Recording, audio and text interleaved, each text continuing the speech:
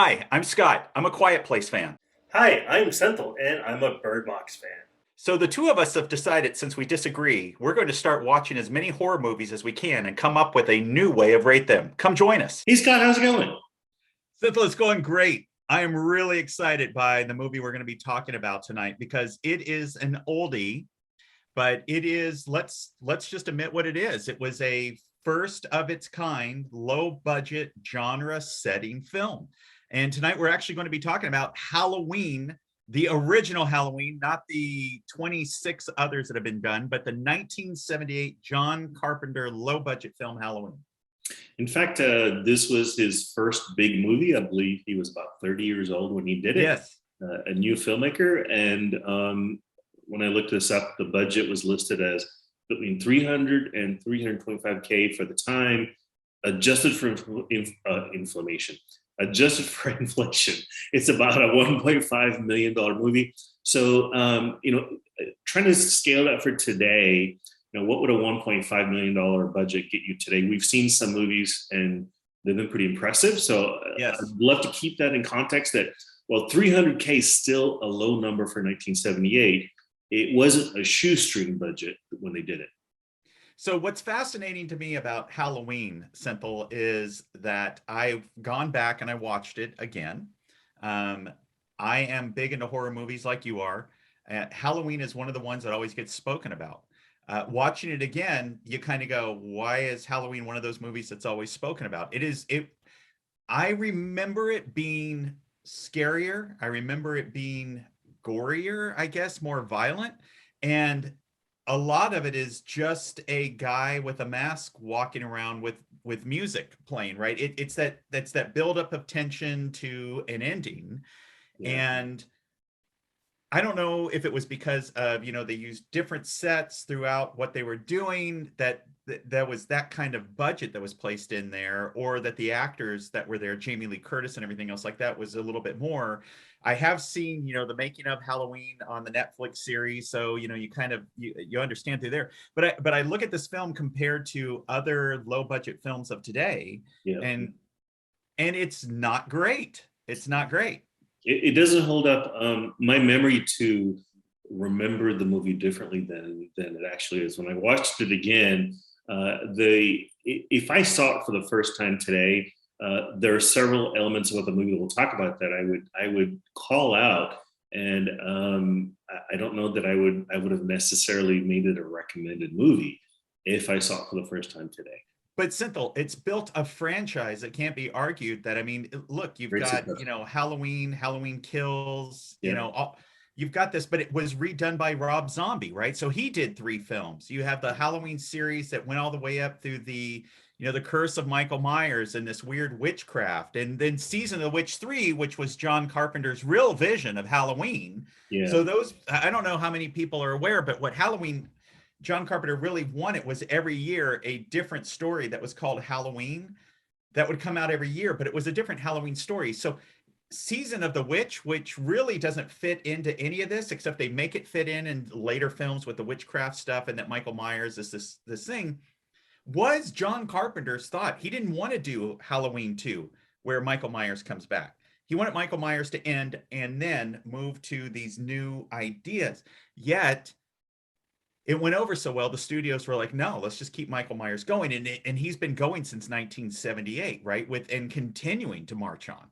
So, one of the elements that struck me about this is, of course, that John Carpenter did the score, the iconic music that we all know and recognize. I love his music. Would this movie have been as effective and as popular without that iconic theme? I don't think so. Look, if you go back and look at all of John Carpenter's films, not all of them, as he moved on, he kind of handed off some of his music stuff to that. But his earlier films, Halloween, Prince of Darkness, those films were all ones. Escape from New York. Yeah. He wrote the scores for those, and they are so John Carpenter that even my wife Tracy, I can put something on, she goes, "That's John Carpenter." Yeah, I think it made, like, The Thing, doo-doo. Yes. Doo-doo. It made his movies what they are is that underlying score that he's written. I agree. I think it's a significant contributing factor. I've always been a believer that the music makes the difference in setting the atmosphere. Star Wars is my favorite example.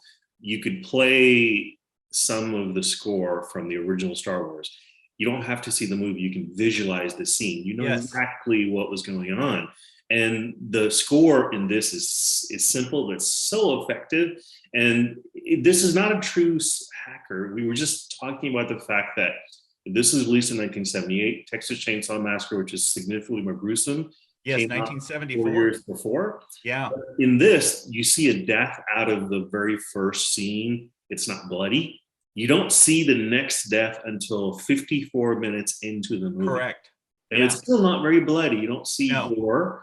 You don't see blood and guts. And then, subsequent deaths are the same. They're interspaced. It's the character that drives the movie ultimately. It's not a gore fest. Well, what I look at Michael Myers as is opened up the door to I think directors and to special effects people that you can take this and make it gorier. I mean, so you go to the next in that genre, which came out, which was Friday the 13th, and that started to really open up the door of gore, right? So Jason Voorhees, when he killed people, it was way more violent, right? The sword up through the bed and blood gushing out, the axe to the head, and and you could see the blood, you could see everything. Whereby in Halloween, it was more the knife. There was a little, but there was not the gore factor wasn't there. But the fact, and where I think that this took off, and I'm not saying Texas Chainsaw Massacre didn't take off, but it is not done what No. Michael Myers has done. Let's be honest, was because it could not capture that feeling of what I think is this dread, this person that just is unkillable, right? So Texas Chainsaw Massacre all takes place in Texas on a farmhouse way out in the middle of nowhere that you have to be a hippie dork to get stuck in a van, and that there you go. This is in a suburban neighborhood. This is where you grew up. This is where you went trick-or-treating. And it builds this, well, holy crap, this happens here in my neighborhood, right? This could happen.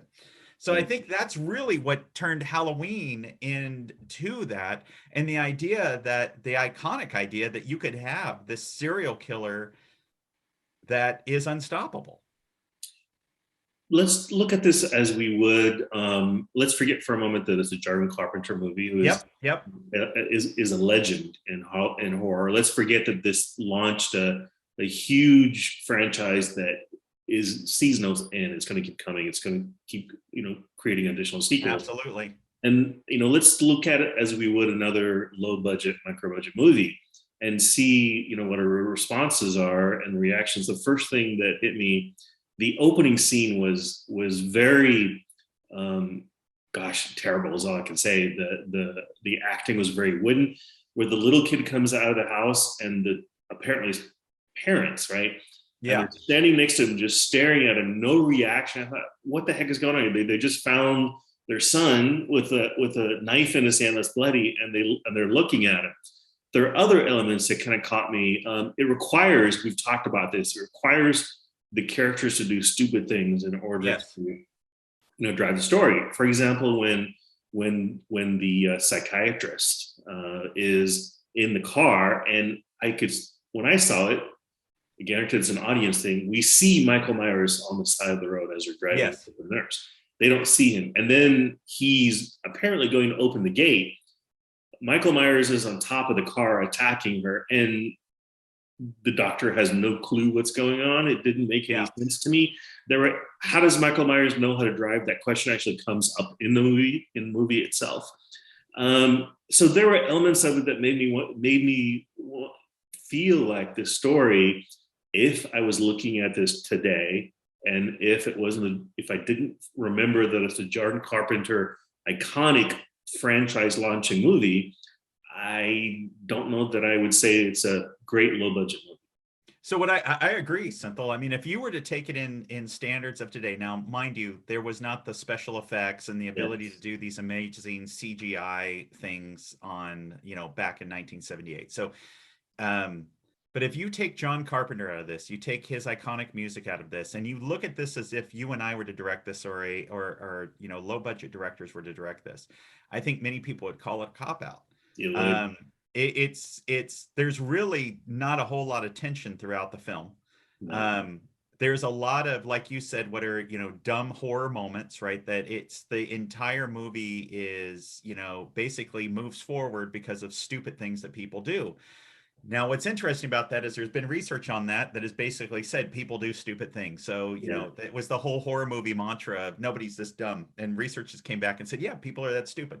Right. We have a tendency to go to things that, hey, we hear a noise in the house. What's the first thing we do? We walk into, you have no idea if there's somebody out there or not, but you think that you holding a baseball bat is going to stop somebody with a gun. So it's this whole idea. Where I'm with you on Halloween is this: if this came out today looking like that, I'd watch it.